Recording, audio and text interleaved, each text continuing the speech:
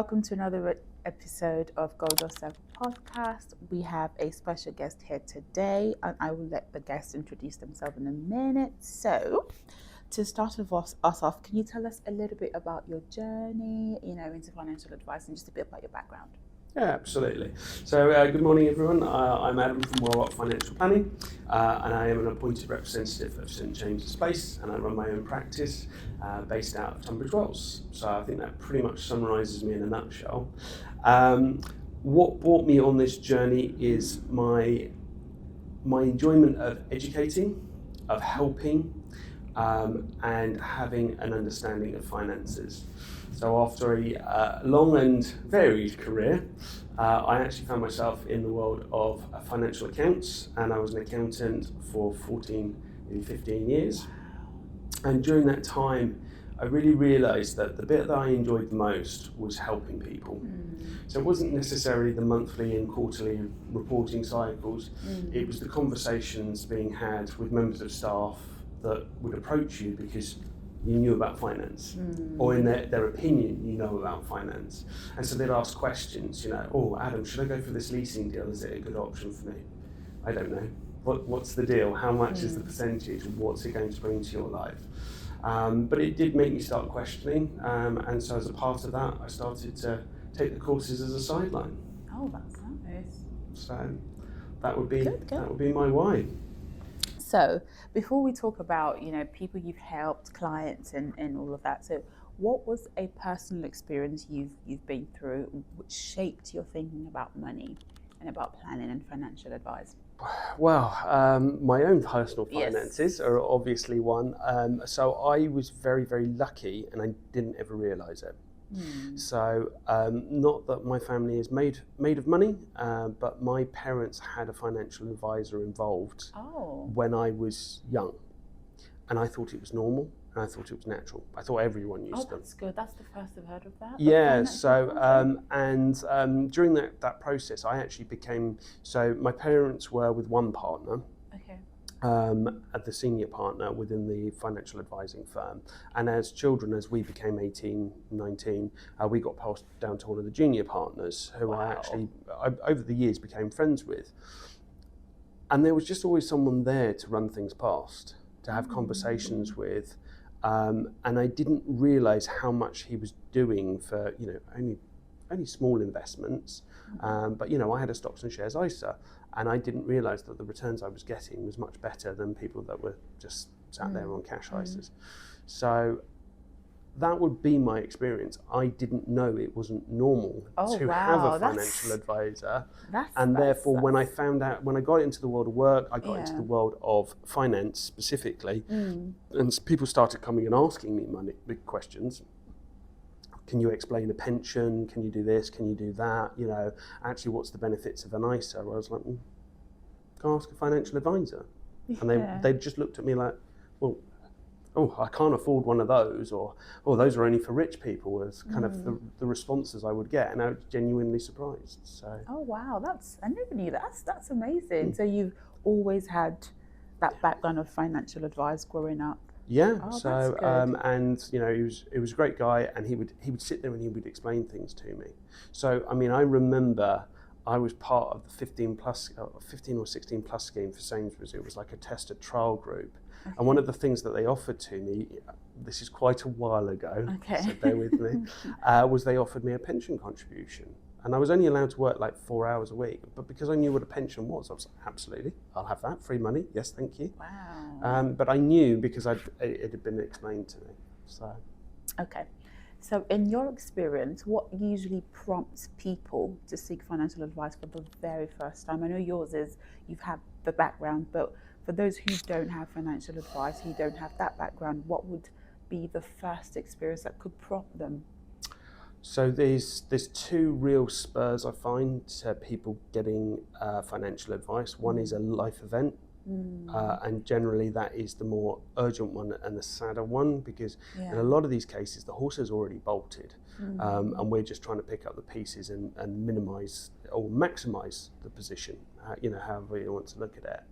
The other is through chance conversations. Yeah. You know, it's generally off the back of positive news, and that someone will engage a financial advisor. Speaking to such and such down the pub, and they've had a great result, or someone else is going through a life event, but someone's come in and helped and actually changed the end result, and that has a really positive influence, and therefore someone then actively goes and chases down that. Aside from that, I would say that there is very much an ingrained thought in most people that financial advisors are for the rich or the old. Yeah. And that is not true whatsoever. So you mentioned, like, in conversations, do you think people generally are open about speaking about their financial circumstances or what's going on currently in their, except for the life events, of course, but do you think people are open about money? No.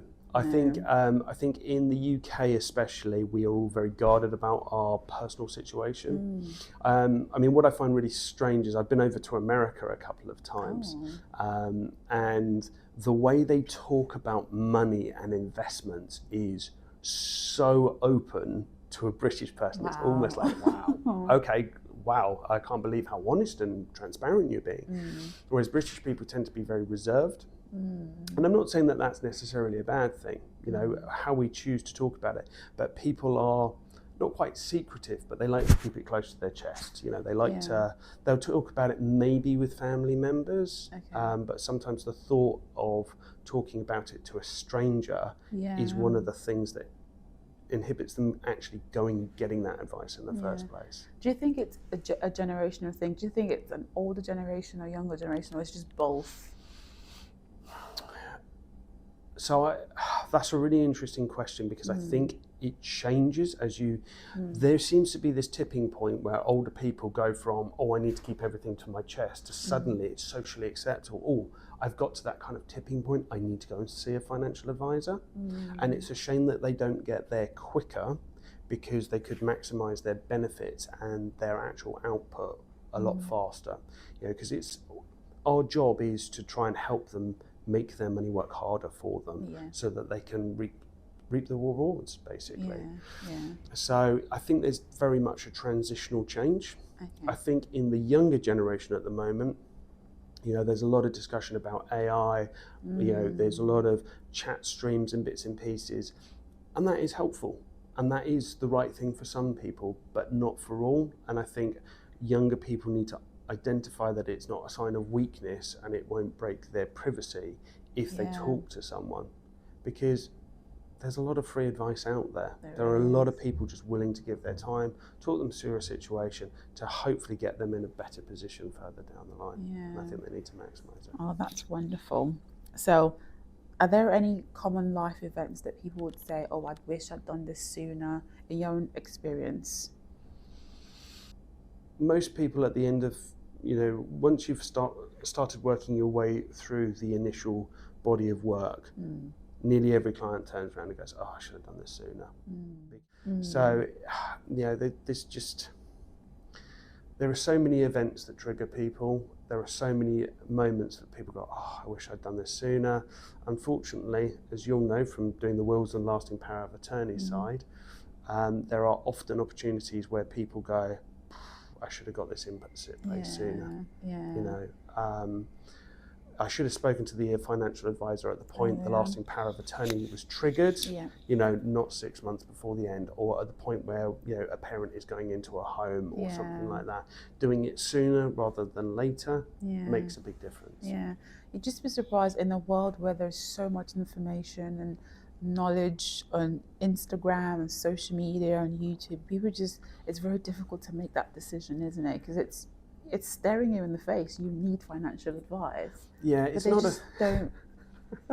I often think it's not a particularly racy subject. It's not something I go home at the end of the day and think, do you know what, I can't wait to get onto Google just so that I can look this up. It's just, I'm a financial advisor and I don't even think that way. So to expect other people to think that way, what they're looking up is they're looking up, new fitness techniques, or, the latest fashion, or what's happened in the news. I mean, people genuinely are interested in the markets, but not always in the context of, actually, how does that dovetail into taxation and other things that are going on in the world. So it's our job then to step in and fill that gap and kind of wave the pom-poms a little bit, hey, look over here, your finances, I know it's not that as interesting, but it is important. Yeah. Oh, that's wonderful. So without naming, specifics, clients' details or all of that, can you give an example of a situation where, a client or anyone would have thought planning would have made things a bit easier for themselves or the family? Oh, I've got a wonderful example of a family that spans across 3 generations, so this family, they are the hardest working family you've ever come across, right? That you listen to their story and you just go, this is a source of inspiration. If nothing else, I've walked away from, I've had my spirits lift up. So, absolutely amazing work ethic. And 2 of them are, on their way to being 90 and still working. Wow. But there's lots of problems with that because they're still, major parts of the business, they're major entities in the business, and, they're in this position where they're still making money and they're still drawing from the company that they started. Exactly. Wow. But absolutely, they are working like a full shift, like 9 till 5, Monday to Friday.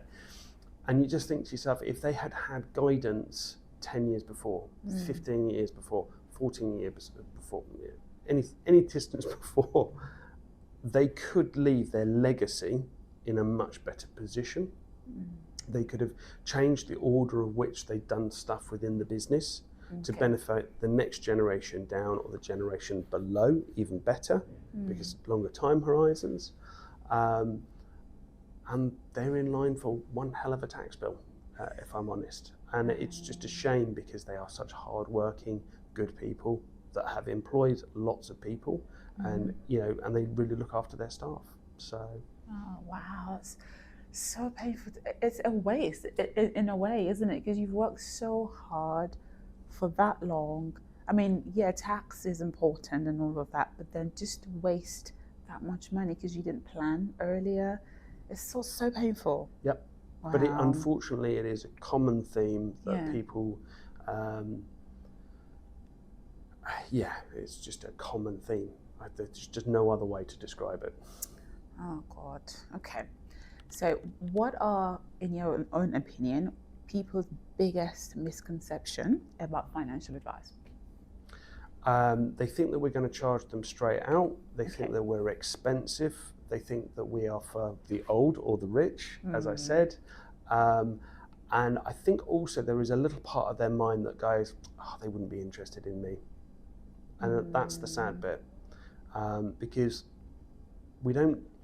it's not a fault of the education system. I just want to make that clear now. Massively a fan. I just think it's an amazing institution, but there is so much competition for those few hours of school time that are given every day that financial education doesn't seem to be falling into the curriculum at the moment, which I know is changing hopefully in the future, but it hasn't been for the last 10, 15 years. And so we have this culture where, because parents are a little bit closed about money, they don't talk about money, because they're not being taught at school about money, they don't know about money. So these guys all come out of school not knowing about credit cards, pensions, loans. They just don't understand interest. Via the positive, hey, your savings have made you some money, and they don't get it from the other side of, actually, a credit card's not free money. So, I think there's a lot of misconceptions around financial advice, and it would be good to break some of those down and get more people engaging with it. Okay, so in your own experience, how do you get people to move past? Because I know finances, or just talking about finances, can be very overwhelming, especially when they have, I think, pensions all over the place, or they don't know where to start from. So how do you, in your own experience, move people from fear to overwhelm to just, okay, we've got this? What's your approach? What would you? Stepped approach. Okay. 100%. It's so if you go into someone and go, right, we need to look at your protection, we need to look at your investments, we need to look at your retirement, let's review your mortgage at the same time, and what about the family tree? You're suddenly approaching someone with 5 different target areas, and they're just overwhelmed. It's like seeing a deer in the headlights. It would happen to me. It would happen to anyone. So what we have to identify is what is the key driver. So what put you in front of that client today? What was their main concern, their main worry? Okay. Second of all, do I agree with that? So some people might come in as a financial advisor, because they might have come in and gone, oh, I've got 3 auto-enrollment pensions, they're all scattered across the place, and I'm just about to move to another job, so I'll end up starting a 4th. What do I do? Okay, but you might find out that that parent is a single parent that happens to be on a good wage and has no income protection.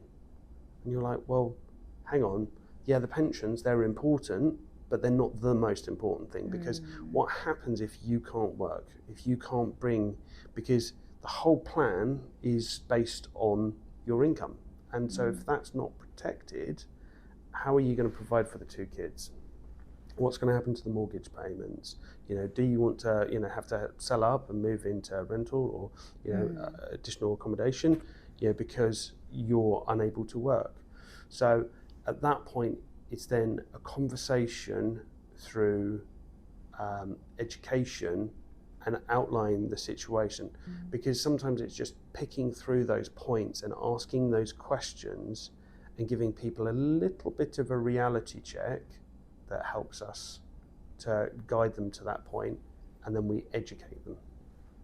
Okay, that's better. It sounds clearer. I like the fact that you could pinpoint priorities, so it's not everything that's important. What's the priority, and it's tailored to each client.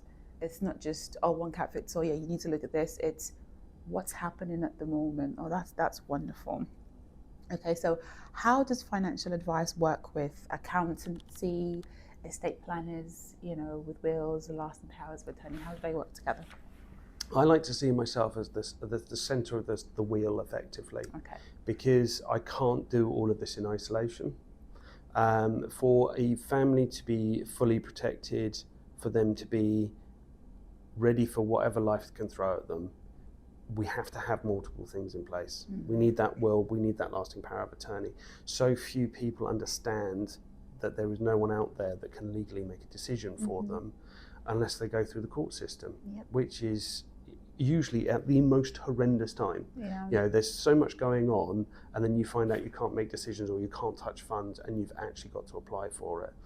And married couples are particularly, I wouldn't say naive, but I'm not far off of that term, if I'm honest, because they think that because they're married, they can legally make decisions for each other. So solicitors, wills, lasting power of attorneys, really important. Another thing that's really surprising me at the moment is how few people have got a registered legal guardian for their children. That's one that I actually touch on really regularly when I'm doing my initial reviews, because it has actually surprised me that most people don't have them in place. They just assume someone will take over their children. And what's really interesting, I find, from my perspective, is they assume that it's the same person that they've got in mind, and quite regularly, and it's sometimes in comical cases, it has been completely different people. And it's funny in some regards, but it's also worrying in others. So that's where the solicitor comes in for me. Another person that can be really important is the accountant, because obviously if you're making investment incomes, it needs to be declared. If you're a higher rate earner, it needs to be declared, and self-assessment tax return be done. If I'm working with a business, you need to be working with a good accountant. So therefore I'll either work with theirs or I will provide them with a referral. And then lastly, if you're a pensioner, unfortunately, you need an accountant. Because you've got multiple sources of income. So therefore, again, I need to have someone that I've got a good relationship with, so that we can manage it and take all the hassle out of it for the client, because I'm providing a service at the end of the day. There are other ancillary providers, so mortgage brokers generally are a support service of what I do, especially if it's a very complex mortgage. And sometimes asset financing is also an additional string to the bow. If I'm working with a client that runs a business, a good example would be, I knew someone that needed 3 ice cream machines, providing them with the right contact to be able to fund that through the business, get those machines up and running, get them producing ice cream, so that they can then pay them back off again, was key. Wow, that's good. It's a connection there. Very important. Okay. Also with later life planning as well. Mm-hmm. What's your take on that one? I think it's hugely important. I think the costs of nursing homes Yeah. is spiralling, just because of how expensive everything is. And I think if we don't have the right things in place, then it makes it unaffordable. And therefore we become more reliant on the state, which has got less and less resources as a result. It's that vicious circle, isn't it? So I think it's really important that we maximise everything, so that we, there's always that person that argues, oh, well, what if I don't reach retirement? Okay, yeah, I agree, that might not happen, but let's at least plan for if you can. Enjoy the journey. The why and the journey there is really important, and we need to have some good and fun milestones, but we need to still plan for that eventuality, because when we get there, we don't want to turn around and go, surprise, I actually made it, and I've got nothing. It's not a great place to be. Okay. I know we've touched on this before. So from your perspective, how does good planning reduce family stress, and not just for the individuals, for their family as well? How is their family connected to all of this? I'll use an example, if that's okay, for this one, because it actually really, really touched me, and I was like, it's a bit like, a bit emotional. I was working with the family, and I'd actually been brought in to do some pension consolidation stuff. But during the conversations and during the fact-finding process, I was just discovering that there was a loan here, a credit card there, a debt here, underpayment on something else. And during the tone of the meeting just seemed to be changing during the initial process. So rather than just continue as we were and trying to, talk about the nice stuff, I said, look, guys, it's becoming obvious. Let's address the elephant in the room. There is a debt problem in the background, and it seems to be gearing up, not gearing down. Looking at these numbers, we're not in a good or happy place. And it kind of opened the floodgate.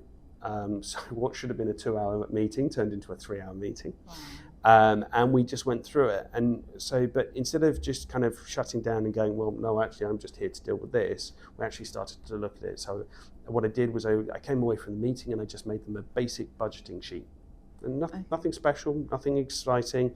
I did a budgeting sheet for their costs, and then I gave them another spreadsheet, and I put all of the categories down for loans, credit cards, and outstanding debts, and asked them to put it into different categories. And I asked them to go away and do some research. And I said, right, I need to know how much is in each, okay, and then, what percentage you're paying, okay. So while they were doing that, I did some signposting to the Money Helper website, which is a government-run website.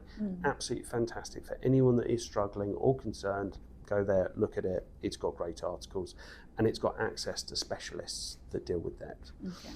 But just from a generalist perspective, we looked at it, and we actually worked out that if they made some small reductions to their lifestyle, which were very manageable, and they started targeting their debts in the highest percentage order first, instead of what they were doing, which was paying whoever was shouting the loudest, and communicating with the holders of the debt, that actually it was manageable.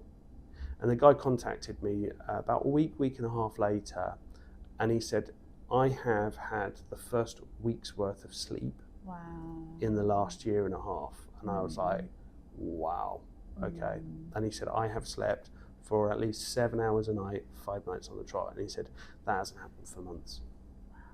So the effect it can have is massive. Yeah. And it's not like I did anything, it wasn't rocket science. I didn't do anything amazing. I just looked at the facts, took out the emotion, and gave them their own method to create their own solution and a bit of guidance.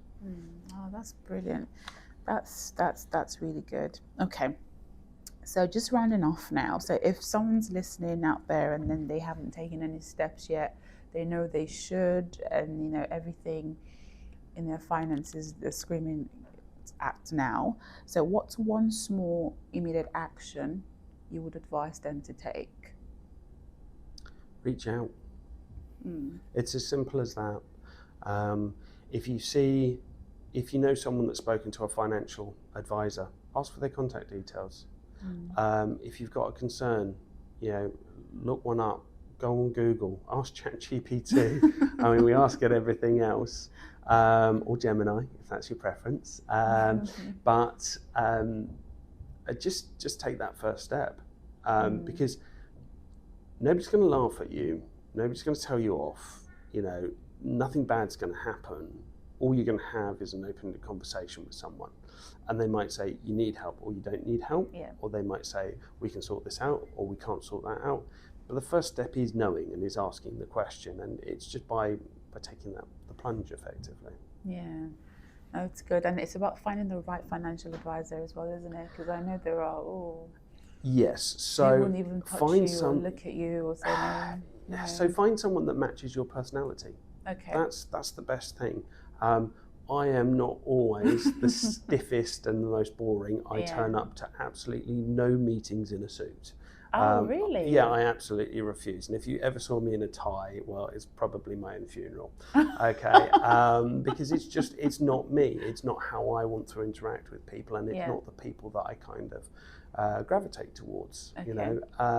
So therefore, find someone that matches you. Find someone that you think actually we have to be qualified. Yes. So anyone that's claiming to be a financial advisor, they have got the qualifications, they have got the knowledge, and they have got the backing or the support through one structure or another. In my case, it happens to be St James's Place. Okay. So therefore, what's the quantifiable difference? It's the personality, it's the level of care, it's the approach. I do it through education. And wanting to help. Those are my drivers.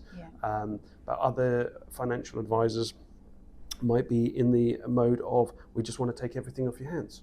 So we're not going to concentrate too much on educating you, but we're going to reassure you, and we're going to do all of the work for you. And that might suit some people. Okay. So it's horses for courses. Depends. Very true. Okay, so what do you wish more people understood about planning for the future? Unfortunately, it's a bit of a morbid one. Okay. But inevitably, death comes for us all. Yeah. And it is just something that we all don't want to think about until we're forced to, or a life event happens. Yeah. So I had a shock about 3 weeks ago. One of my closest friends' mum passed away completely unexpectedly. Wow. Caught a chest infection, very rapid decline, and just poof, gone. And it hit me so hard. I mean, I'd grown up around this woman, she was always telling me off. But, she'd worked really, really hard all her life. She'd been amazing. She'd gone in and supported other bits and pieces. She was involved in community works and stuff. Just absolutely fantastic lady. And just gone. That we've all got to come to the acknowledgement that could happen to any of us. Or anyone that we love or know. We have this bias, we have this inbuilt calculator now that goes, I'm going to live to a minimum of 75, and I'm most likely going to die in my 80s. That's most people's mindsets.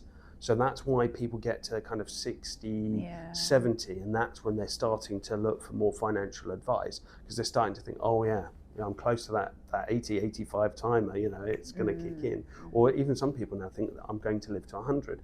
And hopefully they will. And I really genuinely mean that for everyone. I absolutely hope we all live to 100. But let's plan for if we don't.